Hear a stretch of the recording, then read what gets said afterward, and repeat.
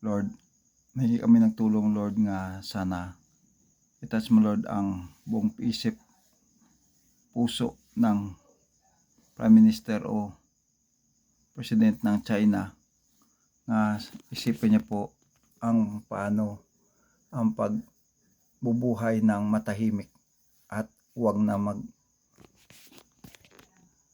sama pang magulo o iba pang isip nga makasira sa kapwang tao ya.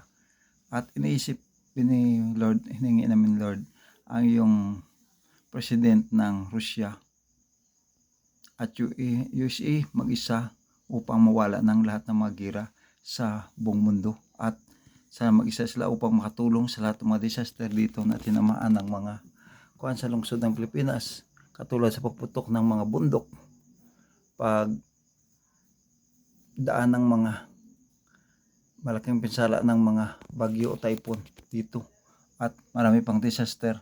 At sana ang buong mundo mag-isa sa pagtutulungan, yung USA, Russia, China at iba pang mga nasyon mag-isa lahat sa pagtulong sa China, sa Pilipinas, at maiwas ng lahat nga gulo. Walang imposible sa iyo, Panginoon. Panginoon namin, tulungan mo kami sa lahat naming hiningi sa iyo nga ipasok mo sa isip ng presidente ng China at mali ang kanyang ginagawa at itanim po sa kanyang puso magbabago kaagad at sa kanyang isip magbabago na kaagad. Ang kailangan dito sa ibabaw ng mundo, yung magandang pang gawian o hindi magpa sabay sa mga evil spirit nga nag-work sa kanilang mga isipan. O tayo magdarasal muli, sabi ko po, wala imposible sa Panginoon. Tayo sasagutin ilang araw. Opo, kailangan tayo patuloy ang pag vlog video prayer. O mga guys, all nation, tayo muli mag-isa sa pag-prayer sa kaguluhan na dinaraos ng China dito sa amin. But ako mismo po dito sa aking YouTube channel, binablog ko po ang yung tao na matigas ang puso at sana bigyan mo ito ng pusong may unawain at may pagkatakot sa buhay nga Panginoon niya totoo.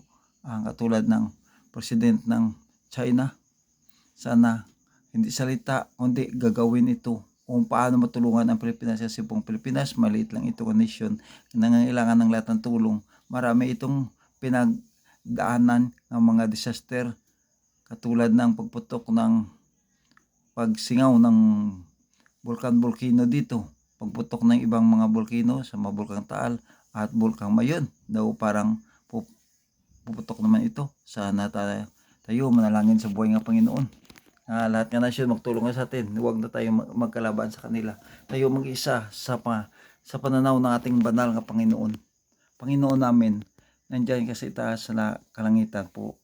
Sana sagutin mo balang araw ang aming hiningi nga bumaba ito ang mga petroleum at makatagpo kami ng murang petroleum o matulungan kami ng ibang bansa upang kahit paano patuloy ang pagbibili namin ng petroleum at sana humingi kami sa iyo ng isang miracle na makatagpo dito sa loob po mismo ng lungsod ng Pilipinas ng factory ng paggawaan ng petroleum o magawa itong gasolina at saka diesel. Alam namin nga kayo pong Panginoon, alam namin kung kayo po kami po tumatawag, hindi pa po ako po binibigo sa aking mga dasal sa buhay nga Panginoon. Nakikita po ang aking binibigay nga vlog video prayer everyday kung saan galing ang iyong mga salita. Kundi galing ito sa aking totoong puso, buong katawan nga naghingi ng tulong, naghingi ng lahat ng matawad na gawa kong makasalanan at matawang lahat na kapinatawad ko.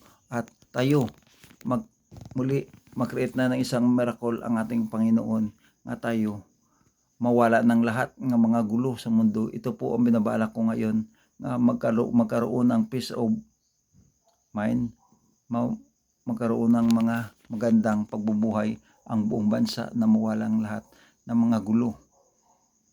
Lahat kami po nagdarasal dito sa aming YouTube channels upang pakinggan mo po at sana mapatuloy ito ang pag-business ng ibang bansa dito at magandang mga matudulot dito sa aming lungsod ng Pilipinas at hindi makasira katulad ng mga business ng mga BDC na ilangan po ang lahat ng mga Pilipino. Lahat kami dito po sa Bacolod City ng another cooperative upang bumaba ito ang aming cooperative ng mga Sinico o electricity at iba pang mga cooperative ng water upang bumaba itong mga bill kasi malaking rate nila na pinapatong sa bawat sa bawat per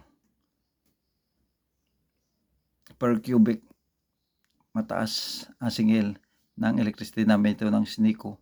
At dito naman ang prime water, napakataas. Kahit walang klase ito, mataas ito ang kanilang bill. Ang buwan nangyari sa kanilang punuan na patuloy ito ang pagtaas ng bill ng mga tubig. Kahit mayroong mga hindi man po ina-inspeksyon nila po kung bakit tumataas ang bill ng isang bahay po.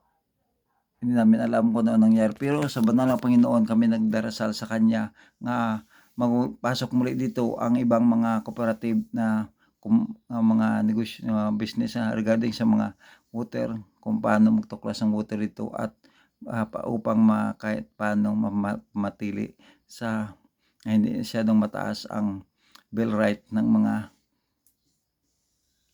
water bill naman. Bawat kami po, kaunti lang sa bahay at ngayon walang klase. Gabi lang kumagamit ng water but mabot pa po ng 1,300 more or less o more than pa ang aming binabayad pagdating na ng tapusan ng buwan. So, ako po mismo nanghingi naman sa Panginoon ng tulong upang paano masolusyonan ito ang mga problem ng mga tao konsumidor dito katulad ng mga electricity ng nubo lang ng kaunti at baka pa susunod man babalik naman ito sa taas. Pero sabi ko po dito sa akong vlog video, gagawin kong lahat sa pag-open prayer upang makatulong ko sa kapwa Pilipino ko. Ito hiningi namin lahat kay kami po nahingi sa iyo ng tulong sa pangalan ni Jesus. Lord, kayo please protect Lord God all our friends. We continue to traveling on the sky to protect Lord God all ship o barkong na lumalakad sa karagatan at on board ang mga seaman at mga iba pang mga iba pang mga tao, ibang nation na sumakay sa barko. Sana tulungan mo, iwas mo sa gulo at sa masang mangyari.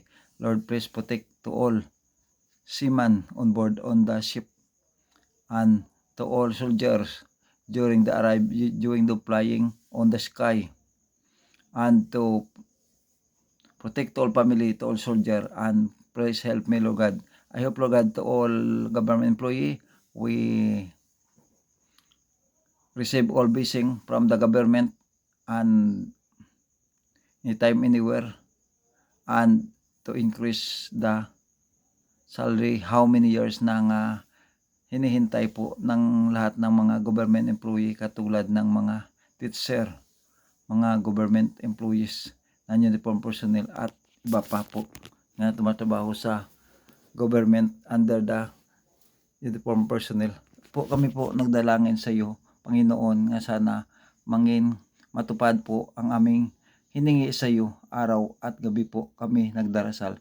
Ito po mga guys, tuloy tayo sa pag-prayer sa Panginoon kasi po baka ito na po ang paraan upang maiwasan na itong gulo sa China o sa ang kanilang presidente o prime minister ang buong isip, buong puso, buong katawan at buong isipan po upang itats ang kanyang heart upang palaganap sa buong mundo ang business na maganda at or mag-isa sa ating isang nation. Kaya alam nila po ang kailangan tagid ang tulong po galing sa kanila kasi sila po mayayaman ng mga country. Pero sa aking sabi ko po, wala imposible sa kahit ano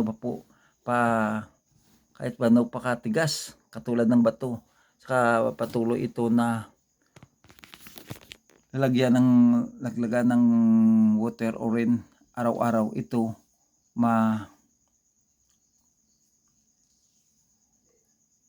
kuan guys, malalambot ito kahit o ilang buwan o ilang araw o ilang taon ito, pagkat ito patuloy katulad ito ating mga kalaban pinadasal sa Panginoon, magbabago po at baguhin ang tingin nila sa atin parang kaibigan at hindi best enemy of the world. So tayo magdarasal sa Panginoon. Ito, hiningi natin lahat ito sa pangalan ni Jesus. In Jesus name, amen and amen.